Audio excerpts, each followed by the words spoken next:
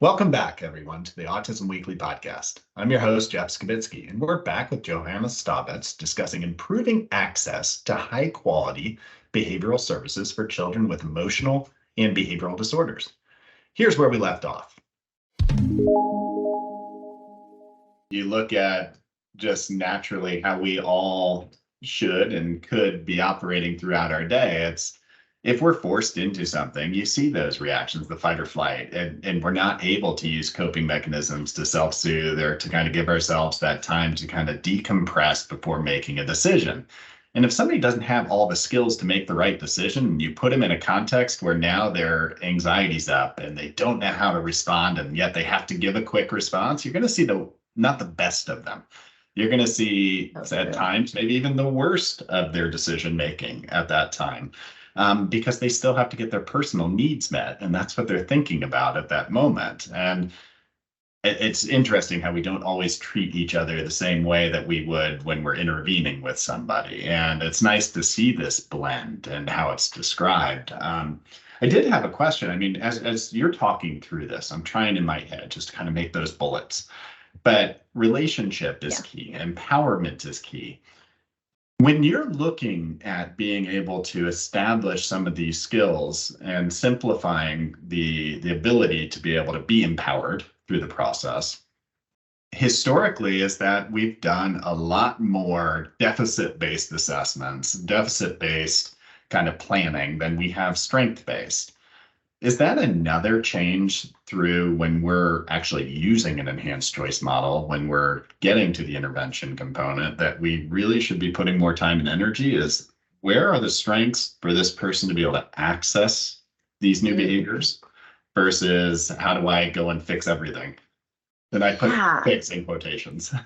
Absolutely. And yeah, this is another thing where I'm hopeful this is where we're headed. And right now I'm only doing that informally, and I can't even claim I've thought about it in the way that you just described. But as you asked that question, I'm like, oh, that's why we've kind of learned to do a student interview, and again, I'm working with populations who are conversational. So I can do this. And I recognize that that is not true for every recipient of behavior change services, but I'll interview the student and I'm like, hey, what are you into? What are you good at? What are the areas of struggle? How do you feel about that? Yeah, would it be cool if you felt as comfortable with that as you did with math, which you told me you're good at and you enjoy? And so we learn something about what they're proud of and what they perceive their strengths to be, and that can help in a couple different ways. One is that during the intervention process, at some point after they learn to ask nicely, and after they learn to accept being told no sometimes when they ask nicely, even though they ask nicely, then they have to start doing some stuff. But we like to be really gentle with how we start increasing the amount of stuff they have to do. And it's really nice to know what they're already good at, because then we can throw in some requirements that they cooperate with us, but in ways that they are highly likely to cooperate with, or tasks they're really likely to do with no problem. And that really eases the process of dialing up the intensity of how much work they have to cooperate with. So this knowing their strengths helps us to identify kind of easy task demands that we can program intentionally. And it also, knowing their strengths also helps us with this kind of conversation that we've started to learn to have. The students have taught us that this is a helpful thing to do, which is similar to the one I described having with teachers, where it's like, what do you care about? Essentially, what are your values? And that might be a big picture thing, like I want to get better at reading, or it might be like, I just want to be able to play with my stuff and have no one mess with me. And it's like, okay, either one of those is going to work for me. And that comes nicely out of the strengths conversation, and it can be a good jumping off point. But then we can invoke that, to help to motivate the student in a given moment. What's important to you in this given moment? Well, you might have forgotten that you want to get better at reading, and I can use language to bring that to the present. If I know that you care about getting better at reading and that you're really good at math, and so I can say, hey, what did it take to get good at math? It took practice. Here we are. Are you willing to try this reading activity? And so on and so forth. So those are a couple ways that strengths-based, at least interviewing and formal assessment, is starting to help me in my practice. Absolutely. And I mean, when I think just back to doing basic consults for ABA principals in the schools 10, 15 years ago, it was tough to be able to get all that information, help to provide guidance, help to provide support. So you have teachers that are managing 25, 30 students in a class with hopefully some technical support through paraprofessionals and through just other resources that are available to them with the district. But even the training process to push that out is hard. Now we're kind of flipping the script a little bit because it's new techniques with enhanced choice model, which means that there's more training, more support that needs to be provided on helping to guide through challenging situations and provide not just that on the job opportunity, but also some of the recaps of, okay, so what just happened? How do we maybe adapt or modify?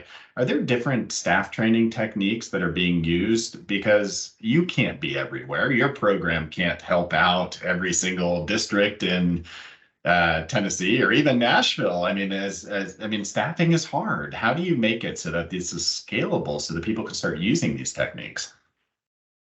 What a great question and segue into something else I've been working on, which is computer-based training for staff implementers of complex behavior interventions like this one. And the reasons I've landed on computer-based training are really practical in nature and about the problem that you're describing, which is, training takes a lot of time and people. And historically, we've used behavioral skills training, which can be done in a group, but isn't oftentimes done in one-on-one, like, whether it's a behavior analyst or even an RBT training a parent, but it's somebody who knows how to do the procedure, really explicitly teaching someone who doesn't know how to do the procedure to do it until they can do it to a certain level of integrity, adherence to the rules of the procedure. So that's great. And, we tried that first. I was working with a doc student and she's Dr. Marnie Pollock now, but at the time she was a doctoral student. And we were working with these classroom teams and it was time to transfer the intervention into the classroom. And we said, okay, guys, we're going to train you up. And we did use a single case design to evaluate our training. And boy, did we have to change our training plan because it just took forever. And different people needed different things. Some people needed more practice in one area than another. Ultimately, everybody needed us to break down the procedures into smaller pieces. And it just took many, many hours of time for each staff member. It took time for us. But I think another part of that is also that whenever you're using staff time, like there's all this complexity in how to get their role filled while they're out receiving training. So it's not just like paying for their extra time. It's like what happens while they're being trained. So, next time we were called on to train a group of people, we said, we gotta, first of all, I don't want to just keep repeating all the same verbal stuff again. Can we at least record that part and let them watch it on their own? And then we thought, well, if we're going to do that, how much more of this can we do asynchronously? And so that's what led to more work with computer-based training. And, there are benefits to that. It can be as effective as traditional training. It can be cost effective. And it can be more preferred. People like to do stuff on their couch in their pajamas. And that's going to cut into the problem of what do we do with your clients while you are receiving training? And then it actually can be done at a different time. So I'm working on that. I can say more about it, but I thought you might have some comments. No, I honestly, all of those points, they're so well taken. And when I think about some of the things that maybe you even didn't mention that have just as much impact is that it's not going to be tied to, can you afford this? So you're breaking down socioeconomic barriers. You're getting treatments into places that maybe were underserved historically. I would imagine there's got to be a way to be able to look at cultural and language barriers with these trainings long term to be able to say, can I actually start tailoring it a little bit more to be able to meet the demographic need of this particular population? Because as much as behavioral work might be supportive for most communities, you still have to take in some of the cultural nuance in order to make it something that is going to be effective. So I think all of that sounds like it's it's something that it makes it so that your work that you're putting into your research and that you've put into effective implementation of care now has a broader scope that others can now start to take advantage of. So I love what you're doing. Thank you. Where do you see this going? I mean, is there a way to eventually be able to get some, I don't know, just oversight done this way? Do you do any sort of video observations to kind of say, hey, you know, this is, send me back some of the feedback so we can give you some internal things? Is there virtual reality components that could be built in this over time? Yeah, that is a big question, because that's the thing with computer-based training. That's exactly the thing. It's like, how do people practice, and how do we actually evaluate their ability to implement the procedure with fidelity? So with computer-based instruction, if it's entirely asynchronous, it's great because it has all those other benefits, but we have to come up with substitutes for the learner, the trainee, actually delivering the intervention, which is the goal of the training. And that's pretty weird. So my research is really focused right now on what kinds of substitutes can we use. Does it help if we do kind of a fill in the blank? We show a little video clip of the client doing something and we say, okay, you tell me, what does the therapist need to do next after we've, provided some instruction on what has to happen? That's one type of practice opportunity that's a sort of a substitute for actually implementing. Another one is, here's a video clip. You tell me, was this an example or a non-example of the therapist handling this particular aspect of treatment? And if not, why? If so, why? And there are ways to, and all of that can be programmed. So it can be done via CBI, where them actually trying it and getting feedback can't be currently, but AI may get us there soon. And then another way that this is done in the literature and that I'm looking at is, what if they watch someone else implement and they're scoring that person's adherence to the protocol? Do any of those things work better than one another? Or just if we throw them all in there and put that out, is that effective? And it is, but it's less clear which of those types of practice opportunities matter. So at the end of the day, one, we have to have a way to kind of check people out. So it's one thing in research that's built in because we're evaluating it. So we see people and we have them role play the procedure and we measure how well they do it. But if you're going to roll out a CBI, computer-based instruction program in practice, like, you got to have some plan for actually evaluating the ability of the person to do the thing, to implement the intervention, especially because even though using a randomized control trial, we learn, okay, it's effective. It does increase treatment integrity.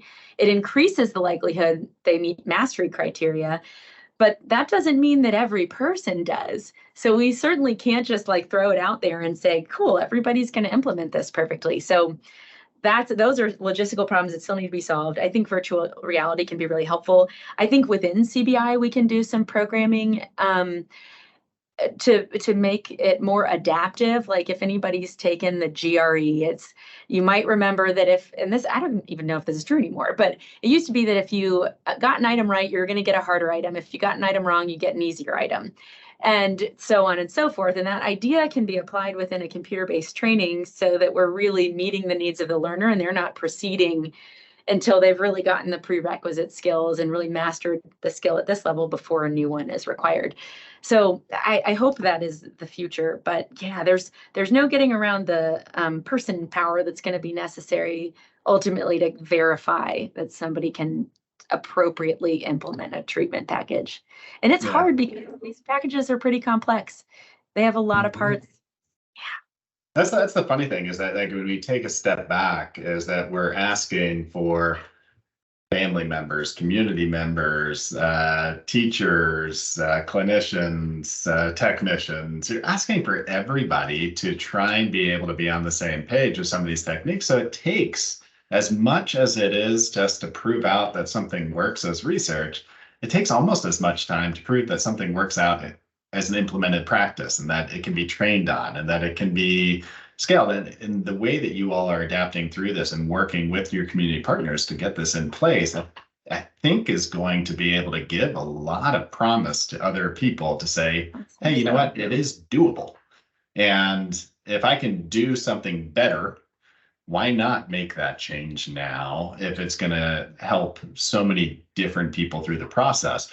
I'd love to just kind of, before we wrap up, I want to hear, what sort of feedback you're getting from, the recipients of the care, from the people that are actually delivering the care, and then maybe even from family members and just people who are observing it from the outside at times. Like, what is the feedback that they're giving about the change in your concept, or in the theoretical position that you use to get to where we are in the implementation of the new model?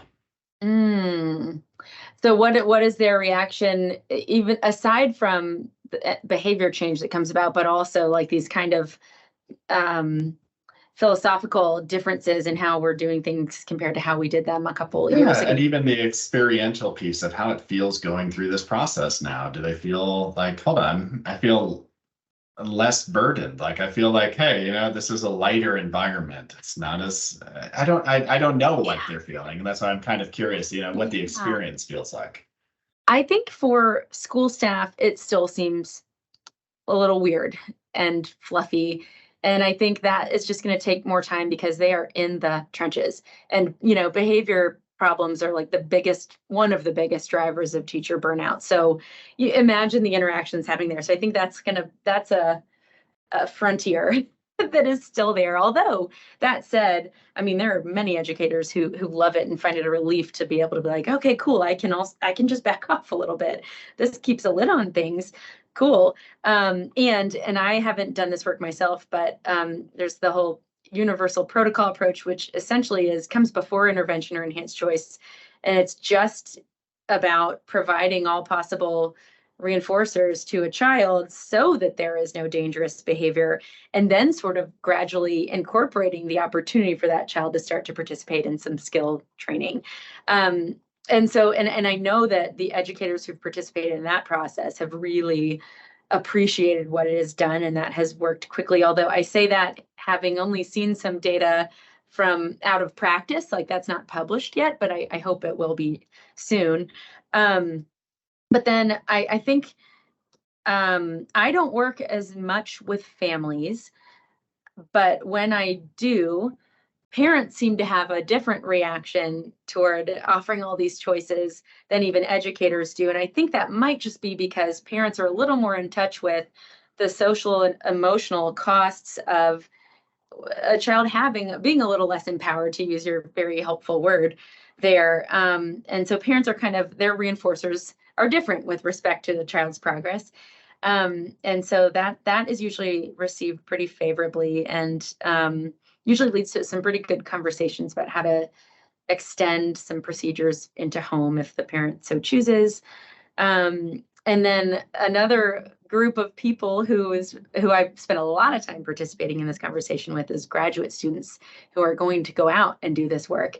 And they are thrilled that we have these new options that they're eager to try out. Nothing's perfect. I've had, you know, long, lapses where, we kind of are at a plateau with a student and have to wait it out. And, it's not like this is just the panacea, but graduate students are really excited because they are here to help kids. And they're very in touch with the disability advocacy communities and the concerns about ABA, and really want to know. They're like, okay, on one hand, I understand that there's a lot of evidence supporting this and this can be a way to help kids, but I also am like really hearing these criticisms, and I am concerned about trauma, and I am concerned about the internal experience of the child as they participate in treatment. And I want to know what ABA's answer is to that. And so this is a nice way to be able to have those conversations. And I think I'd be remiss in not mentioning that also the relational frame theory and ACT literature and the curriculum for children that is a kind of a variation on ACT, Accept, Identify, Move, that Mark Dixon developed. Like, those things are also really important to that conversation too, even though I haven't talked much about that today, when we've been talking about identifying values and kind of bringing them into the present moment and teaching children and using, this approach with adults to make decisions based on those values. That's all borrowed from that domain. But yeah, so I think it's very exciting. I think future practitioners are probably the most amenable. And then other groups are kind of like, well, this is new to me, but there are aspects of it I really like. And so I think the better we get as analysts at doing it well, the more embedded just ongoing opportunities for choice will be. And also, so you, okay, I'll pause there. I'll pause there. There's one other thing I hope we can get to, but if we don't, it's fine. Yeah, I mean, just as we go through all these questions we're asking ourselves, and you hit on, I mean, one of the biggest ones is always, how can we start to match the priorities of those who receive the care and now the feedback they're giving, because now we have 40 years of ABA care that's been applied pretty regularly for a lot of people. It's now we have the chance to be able to take that information and say, how do we make ourselves better? Where can we continue to move? And how do we do this in a coordinated effort to make sure that we're hearing and valuing and empowering those who have gone through the process so we can learn from it? I feel like that's the most important thing in life, is to learn from things as you go through them to continuously make better.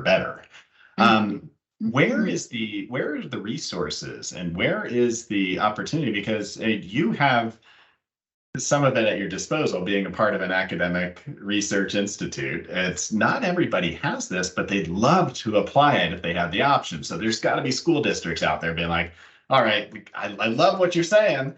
How in the world do I even take the first step to getting this put into my program, in my school? Yeah. So above my pay grade, Jeff, but I think a starting point is, and I feel like a school district wouldn't appreciate me saying this, but I think advocacy can make a really big difference. So if a parent is out there listening to this conversation, one thing you can do is start to push for your district to find the funding to provide these supports. And there are professional advocates who can help with that. But I think that if the pressure is there and the specific ask is there, the funds are more likely to come, especially if based on the research that's out there and also forthcoming gives you adequate justification. There's enough value added, like this is a necessary service. And I think that's going to require some interdisciplinary collaboration as well. I think that if we are, as behavior analysts, working with school psychologists who do formal psychoeducational evaluation and are learning about the student in ways that we are not as behavior analysts. So they might be looking at, in addition to academic skills, but anxiety, depression screeners, all those other things. Like then we can start to make the argument that it's really, really important that we have components of our treatment that make space, or at least our due diligence at not worsening the kind of anxiety they might come with being required to participate in intervention. So I think we can try to be more strategic about that. Those are a couple things that are truly off the top of my head, because scaling up is so hard and research should be able to help with that. And I'd like to see more research at that level going on. But even with research, doing these intensive individualized interventions is expensive because it requires somebody who's highly trained to be there for just hours and hours and hours. So yeah, we'll see. Honestly, my hope, and this is like sort of a prediction, but also I might be a crazy person, is that one day BCBAs will operate like speech language pathologists in schools, where we are employed in numbers. And when you have a behavioral assessment intervention need, you go to the BCBA, just like if you have speech and language need, you go to the SLP. You're not saying, let's build the capacity of the teacher to do some articulation assessments and start to teach articulation skills. That's crazy. That's what an SLP does. And so I think we need to start taking some of that burden off teachers. And that's just going to be part of a bigger, more systemic change toward investing resources in a smarter, not harder way. Absolutely. And just and I'll thank you for saying this, but that interdisciplinary work I think is extremely important. And just hearing the excitement that your grad students have, I'd almost kind of put the challenge on them right now, because I think that we have done a lot on looking at outcomes as far as objective, did we achieve this particular goal through the process? And I think that that's very important, but I think that there's a layer to it that we could be adding on, which is during that process, how was the quality of life affected? How was the social, emotional, and components that maybe we don't always look at? How does the whole package pan out as we're doing our treatment? And maybe looking at some of those evaluative measures of something like looking at the choice model and some of the other interventions that are coming to the forefront right now and saying, are we creating a better treatment package that's more holistic if we're actually looking at some of these evaluative measures correctly? And maybe that is the challenge I'm going to give to the grad students Yes, out there. I'd love I to will see too. on that. I'll repeat that in class tomorrow night. And true, the holistic is the word that I've been using as well. It's like we cannot only, people use language, and language interacts with the impact of contingency on behavior. And B.F. Skinner knew that. He wrote that in the 50s. So we can't keep operating as though the consequences of behavior are the only thing that matter to human behavior change.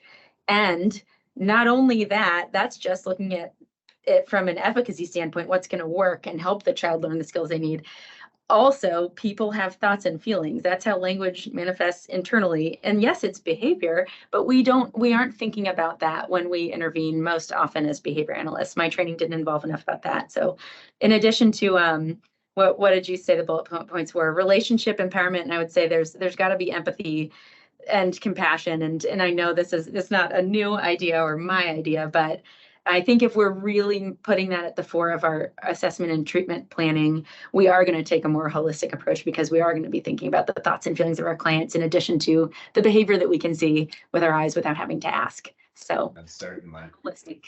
Well, Joey, it's been an absolute pleasure just learning from you today. And I am very excited about all the work that you all have been putting out there, because even as a clinician, is the day I start thinking I know it all is the day that I become less and less of a quality clinician. And that you all are pushing us to kind of change some of the perceptions of, where we need to be putting value, and maybe changing some of the intervention strategies over time and hearing more of the voices. So thank you for doing that. And I hope you continue to encourage others to change and to improve the lives of those that they're supporting. Thank you. And to the extent I'm encouraging anybody, it's because I'm being pushed by my students and the advocacy groups and what I'm hearing. And I know the same goes for you. And I've heard you're an excellent research collaborator, so watch out. I might be. Much appreciated. Well, thanks again. Thank you for listening to Autism Weekly. We hope you tune back in next week to learn more about autism in the real world. Autism Weekly is now found on all the major listening apps, including Apple Podcasts, Google Podcasts, Stitcher, Spotify, Amazon Music, and more. Subscribe to be notified when we post a new podcast.